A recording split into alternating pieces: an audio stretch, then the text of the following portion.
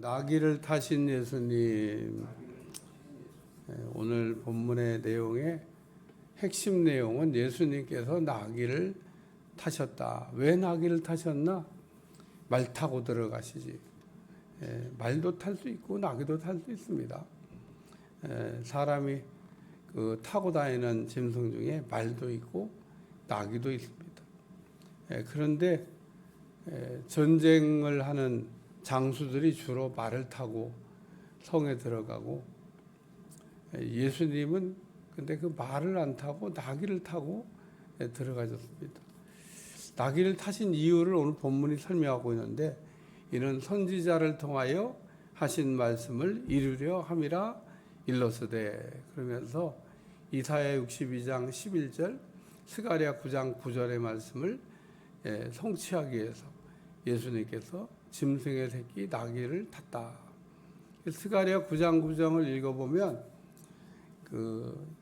예수님은 공의로우시며 또 구원을 베푸시며 겸손하시기 때문에 나귀를 타고 타신다. 뭐 이런 예언이 되어 있어요. 그러니까 예수님이 만약에 나귀를 안 타시고 말 타고 들어가면 그럼 어떻게 되나? 왜? 말도 탈 수 있고 나귀도 탈 수 있으니까 말 타고 들어왔다 그러면 어떻게 될까? 그럼 스가랴에서 9장 9절의 예언이 이루어지지 않는 거가 되는 겁니다. 또 그러면 어떻게 되는 거냐? 그러면 예수님 메시아가 아닌 거죠. 그러니까 오실 메시아에 대한 예언이 구약 성경에 많이 이렇게 기록되어 있는데, 그 모든 예언은 다 예수님에게서 이루어져야 돼요. 가령 우리가 예를 들면 성막을 이렇게 공부할 때 성막의 뭐 줄이라든지 뭐 못이라든지 또는 뭐 이런 것들이 무엇을 의미할까? 무엇을 의미해? 다 예수님을 뜻하는 거죠. 못이 되신 예수님, 줄이 되신 예수님, 뭐 휘장이 되신 예수님, 천막이 되신 예수님, 다 예수님을 얘기하는 거예요.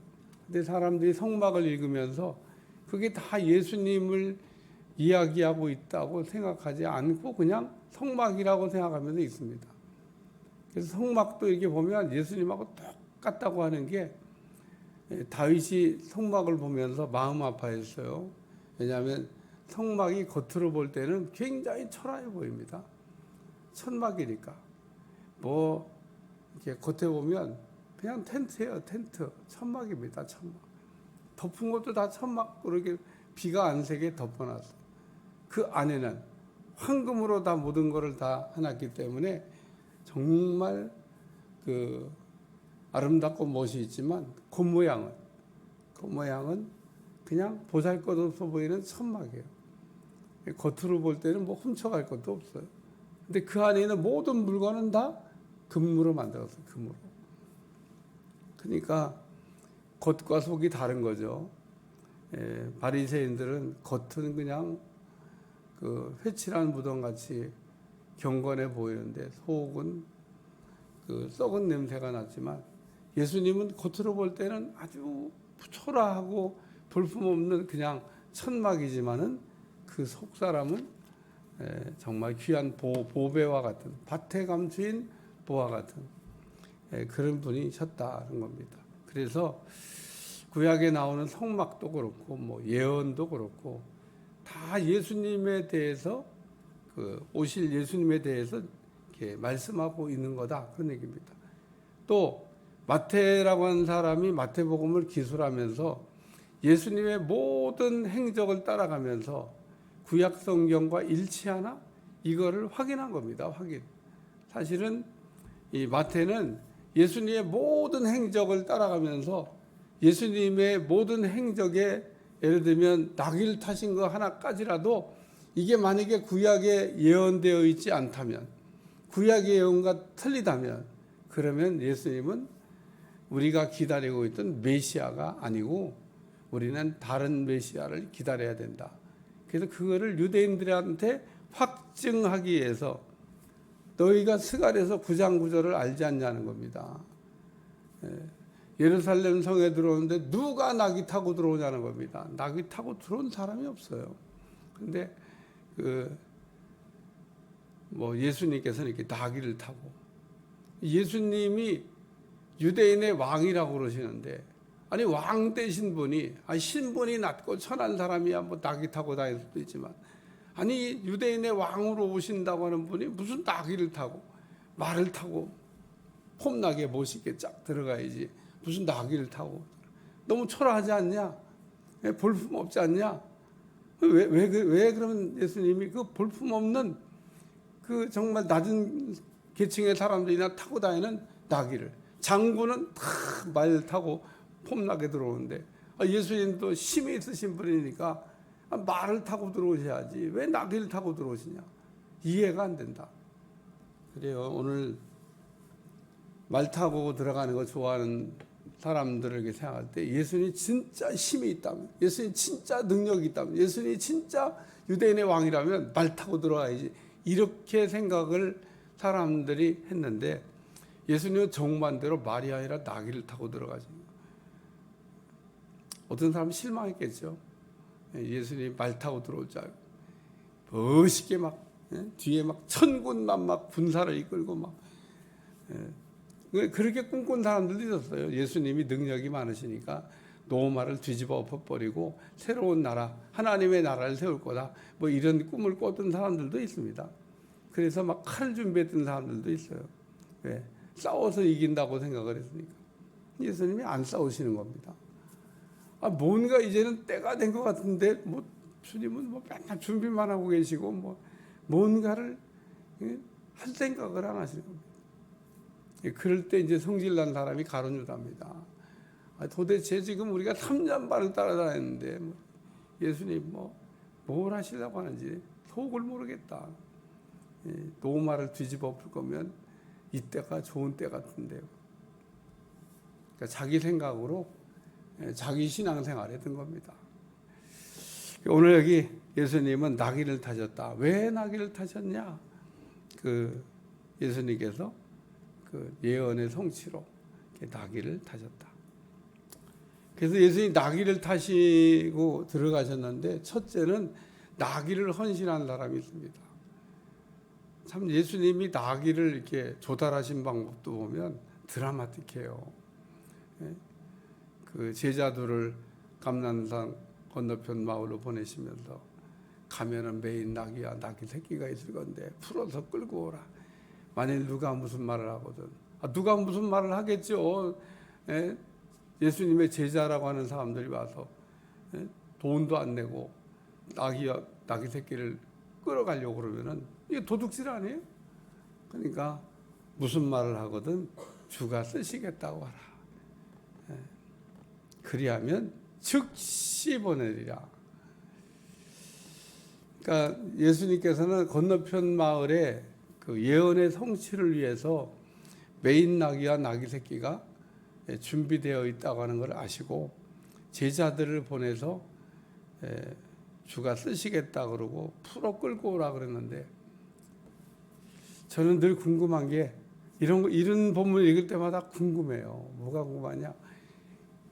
나귀 새끼와 메인 나귀와 나귀 새끼 주인이 있을 거 아니에요.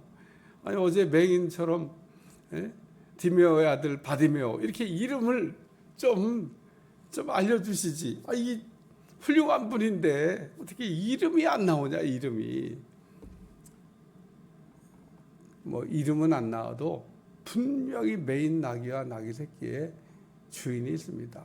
그러니까 누가 무슨 말을 하거든 주인이 달려와서 물었겠죠. 왜 남의 나귀를 풀어가려고 하냐? 주가 쓰시겠다. 그러니까 그리하면 즉시 보내리라. 조금도 망설임이 없이 주님을 위해서 내가 예비해 놓은 거니까 주님을 위해서 내가 드린다. 그래 오늘 우리가 주님을 위해서 예비해 놓은 거는 주님을 위해서 그냥 주가 쓰시겠다 그럴 때 즉시 조금도 망설임이 없이 드릴 수 있는 여러분들이 되시기를 위해 축원합니다. 그래서 이 메인 나귀와 나귀 새끼의 주인의 헌신을 통해서 구약의 예언이 성취가 됐다라고 하는 겁니다. 만약에 이런 경우도 있을 거 아니에요? 주가 쓰시겠다 그러는데 안 되겠다고, 그럼 쓸 일이 생각이 나서 안 되겠다고. 그러면 우리 주님이 어떻게 이 예언을 성취하셨을까? 그 다른 메인 낙이와 낙이 새끼를 찾으셨겠죠. 그러니까 오늘 우리는 그 메인 낙이와 낙이 새끼 주인이 주가 쓰시겠다. 그럴 때 오늘 우리 주님은 때때로 우리 마음에 주가 쓰시겠다 이런 감동을 주십니다. 그러면 여기 즉시 보냈다라고 하는 이 메인 낙이와 낙이 새끼의 주인처럼 우리가 주가 쓰시겠다 그럴 때 주님을 위해서 옥합이 쓰임을 받고 주님을 위해서 그 황금과 유황과 모약이 쓰임을 받고 주님을 위해 쓰임 받는 게 얼마나 귀한 거예요. 그 예수님이 그 잔치를 하고 오실 때 옥합을 가지고 와서 이렇게 깨뜨려서 붓는 걸 보고 가룟 유다가 허비한다, 낭비한다 이렇게 생각을 했습니다. 근데 이 여자가 내 죽음을 예비하였느니라. 아무도 그런 생각을 안 했는데 이 옥합을 깨뜨린 여자가 그런 생각을 했다. 그런 얘기입니다. 두 번째는 겉옷의 헌신입니다. 여기 지금 예수님이 들어가시는 길에 겉옷을 이렇게 헌신했습니다. 나귀와 나귀 새끼를 끌고 와서 자기들의 겉옷을 그 위에 얹으며, 그러니까 예수님이 나귀를 타셔야 되는데 그냥 타면 엉덩이가 아플 거 아니에요. 뭔가 깔아야 되는데 그 겉옷을 이게 깔았습니다. 겉옷. 그리고 예수님이 지나가시는 길에 그 유대인의 왕으로 오신 분이니까 멋있게 지나가셔야 되는데 뭐 레드카펫은 아니더라도 뭔가 쫙 깔려야 되는데 사람들이 겉옷을 벗어가지고 또 깔았다고 말씀하고 있습니다. 그래서 나귀 위에도 겉옷이, 길에도 겉옷이 이렇게. 그래서 예수님이 나귀 위에도 겉옷이 얹어졌고 길 위에도 겉옷이 얹어진다는데 오늘날 우리가 생각할 땐 이게 뭐 별스럽지 않은 헌신이에요. 뭐 옷 벗어가지고 뭐 바닥에 깔고 뭐 나귀에 얹었다고 그러니까 아니 뭐 그게 뭐 그러냐 그러고 별로 그렇게 감동도 안 오고 이 헌신이 무겁게 안 느껴집니다만은 우리가 예수님 당시에 옷이라고 하는 게 지금 금덩어리보다 더 귀한 게 옷입니다. 금 조금이 아니라 금덩어리보다 더 귀한 게 옷이에요. 옷. 옷을 만들기가 정말 어려운 시대고 옷 한 벌 어떻게 이렇게 갖게 되면 그거 가지고 평생 살아야 됩니다. 평생 그냥 끼어 있고 기어 있고 뭐 옷을 뭐 흔하게 그냥 갈아입는 시대도 아니고 옷이 그렇게 흔하던 시대가 아닙니다. 그런데 자기에게 있는 정말 가장 사람에게 보물 1호 그게 옷입니다. 옷. 사람의 자기 몸을 이렇게 그 덮고 있는 옷이 보물 1호예요. 얼마나 옷이 귀중한 건지 모릅니다. 그런데 겉옷을 나귀에 겉옷을 길에다가 이렇게 폈다. 그래서 맹인이 어제 맹인 얘기했는데 맹인이 그 보면 그 예수님께 달려갈 때 겉옷을 던지고 갔다고 어제 얘기 뭐 그 얘기는 안 들었습니다. 맹인이 예수님께 갈 때 겉옷을 집어 아니 맹인이 가면 그 보물 1호 겉옷을 왜 집어 던져? 겉옷을 벗어 던지고 예수님께 갔다고 성경에 기록한 부분도 있습니다. 그러니까 오늘 참 예수님 당시에 옷이 얼마나 참 귀중한 건데 오늘 이 옷을 헌신했던 사람들. 세 번째는 앞서가고 뒤에 가고 무리가 소리를 높여 이르되 호산나 다윗의 자손이야 찬송하리로다 주의 이름으로 오시는 이가 가장 높은 곳에서는 호산나 하더라. 그래서 이거를 뭐라고 하냐면 입의 헌신이라. 이 사람들은 뭐 나귀 새끼를 드린 것도 아니고 그렇다고 겉옷을 드린 것도 아니지만 이게 입으로 또 하나님 앞에 헌신을 한 겁니다. 그걸 우리가 입의 헌신이라 그래요. 교회마다 찬양대가 있는데 찬양대는 무슨 헌신을 한 거냐? 입으로 헌신하는 거죠. 입을 하나님께 드린 겁니다. 그래서 찬양대원들은 입을 구별해야 돼요. 입이 참 중요합니다. 입이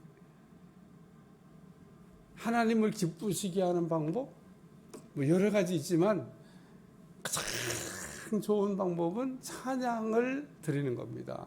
더 이상의 좋은 방법이 없습니다. 하나님이 가장 좋아하는 거 찬양입니다. 이 찬양대에 계신 분들이 그런 걸 아주 그냥 뼛속 깊이 느끼고 막 찬양을 해야 되는데, 제가 보기엔 그런 분도 있고 그렇지 않은 분도 있습니다. 보면 딱 압니다. 찬양을 부르는 걸 딱 보고 있으면, 찬양 부르는 분들 그래도 유심히 봐봐요. 진짜 온 몸을 다해서 하나님 앞에 찬양을 드리는 것 같이 부르는 찬양 대원이 있고, 입만 그냥 가지고 하는 분도 있고 그렇습니다. 몰라서 그러죠. 몰라서. 찬양을 부를 때 온 마음과 정성을 다해서 이 찬양이, 내가 부르는 이 찬양이 하나님께 올려지도록, 하나님 받으시도록. 우린 그냥 드리면 다 받으신다고, 하나님 드린다고 다 받지 않습니다. 하나님은 받으실 만한 것만 받으십니다. 가인과 아벨이 똑같이 제사 드렸잖아요. 근데 받으실 만한 것만 받지, 믿음이 없는 찬양 하나님 안 받으셔. 오늘 우리는 하나님을 가장 기쁘시게 하는 헌신, 그게 찬양입니다. 입으로 할 수 있는 일. 입으로 할 수 있는 일은 찬양만 있는 건 아닙니다. 감사도 있습니다. 감사도 우리가 입으로 하는 거죠. 기도, 이것도 입으로 하는 겁니다. 이게 다 입의 헌신, 입이 구별된 사람만이 할 수 있는 기도를 한다든지, 감사를 한다든지, 찬양을 한다든지, 고백을 한다든지. 그래서 여러분, 사무엘이나 엘리야나 이 두 선지자의 공통점이 있는데, 엘리야나 사무엘의 그 선지자의 공통점이 뭐냐면, 엘리야는 이렇게 얘기했어요. 내 말이 없으면 비가 다시 이 땅에 내리지 않을 거다. 사무엘의 말은 하나도 땅에 떨어진 적이 없다. 둘 다 말에 관한 이야기를 다루고 있는데, 엘리야는 말하는 대로 된다는 얘기인 거고, 사무엘은 말하면 그 말하는 게 떨어지지 않고 올라간다고 하는 얘기를 말씀하고 있습니다. 오늘 참 입으로 그래서 하는 헌신이 참 귀한 건데, 우리가 입도 헌신해서, 입을 헌신하는 거 굉장히 중요하죠. 입도 헌신해서, 입을 헌신해가지고 하나님께 잘, 여기 호산나, 그리고 우리를 구원하여 주시옵소서, 그리고 우리가 외치는 이런 고백이 있을 때, 하나님은 건져달라고 하는 사람 걸려주시고, 살려달라고 하는 사람 살려주시고, 풀어달라고 하는 사람 풀어주시고, 부어달라고 하는 사람 부어주시고. 말이 중요합니다. 슬로보아스의 딸들이 우리에게도 기업 달라고 안 했으면 모세가 그런 생각을 했을까? 그냥 넘어갔을 겁니다. 근데 우리는 아버지가 뭐 딸만 낳았다고 왜 우리는 왜 우리 목대 기업이 없냐? 우리도 줘야 되지 않냐? 그러니까 그 방법이 나오고 답이 나오잖아요. 오늘 우리는 내 생각으로 자꾸 쫙 빗줄 그어버리고 아니다 기다 할 내용이 없습니다. 하나님께서 역사의 줄로 믿습니다. 그래서 나귀를 타고 가신 예수님, 나귀를 헌신하는 사람도 있고, 겉옷을 헌신하는 사람도 있고, 찬양을 헌신하는 사람도 있는데, 오늘 우리가 결론은 주님을 위해서 내가 무엇을 헌신할 것인가? 헌신할 거는 많이 있어요. 하나님 앞에 우리가 드리는 인생을 살 때 하나님께서 우리의 삶을 복되게 하실 줄로 믿습니다. 기도하겠습니다. 하나님, 말씀을 통하여 늘 깨닫게 도와주시고, 하나님의 말씀이 우리 속에 살아 역사하도록 은혜를 베풀어 주옵소서. 감사드리며 예수님의 이름으로 간절히 기도하옵나이다. 아멘.